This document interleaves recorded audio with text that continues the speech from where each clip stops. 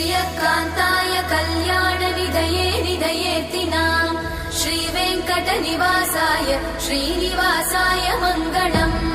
लक्ष्मी सविभ्रमालोकसुभ्रूविभ्रमचक्षुषे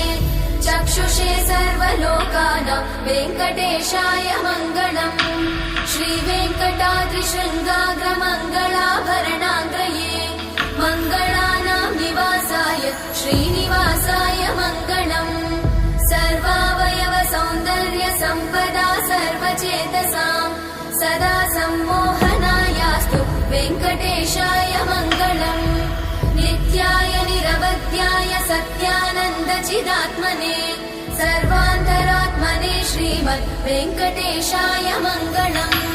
स्वतः सर्वविदे सर्वशक्तये सर्वशेषिने